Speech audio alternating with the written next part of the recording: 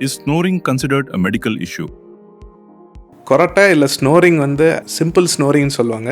அது medical problem இல்லை. ஆனால் கொரட்டனால ஸ்லீப் ஆப்னியான்னு ஒரு ப்ராப்ளம் இருக்குது. அது ஒரு மெடிக்கல் ப்ராப்ளம். ஸ்லீப் ஆப்னியா என்னன்னா, ஆப்னியானா no breathing. So when you're sleeping there are small episodes where you're not breathing along with making a noise. And this could range from 12 to 15 times per hour to 48 times per hour. So imagine நீங்கள் தூங்கிட்டு இருக்கும்போது ஒரு ஹவரில் 48 times மூச்சு விடலன்னா எப்படி உங்களுக்கு RESTful ஸ்லீப்பாக இருக்கும்? ஏன்னா ஒவ்வொரு வாட்டி மூச்சு விடலன்னா நீங்கள் அப்படி தூங்கிட்டு இருப்பீங்க, அப்படின்னு ஏஞ்சிப்பீங்க, அது பாடியை எழுப்பி விடும். அந்த டைமில் ஒவ்வொரு வாட்டி ரெஸ்ட்ஃபுல் ஸ்லீப் இல்லைன்னா ஏர்லி மார்னிங் தலைவலியோடு ஏஞ்சிப்பீங்க. டூரிங் த டே ஒரு க்ளவுடியாக இருக்கும், ஒரு ஃப்ரெஷ்னஸே இருக்காது, ஒரு மோட்டிவேஷன், ஒரு ட்ரைவ் இருக்காது, ஏதாவது புதுசாக பண்ணலான்னு. You just want to get through the day. You're feeling very fatigued. ஒரு சான்ஸ் கிடச்சா அப்படியே உட்காந்தவனா தூங்கிடுவோம். இதெல்லாம் டே டைம் ஃபட்டிக்னு சொல்லுவாங்க. இது ஸ்லீப் ஆப்னியானால வரலாம். இதோட லாங் டேர்ம் ப்ராப்ளம் என்னென்னா, 10 to 15 years ஸ்லீப் ஆப்னியா இருந்துச்சுன்னா ஹைப்பர் டென்ஷன், ஹார்ட் ப்ராப்ளம்ஸ் கண்டிப்பாக வரலாம். இது எவிடன்ஸோட ப்ரூவ் பண்ணியிருக்காங்க.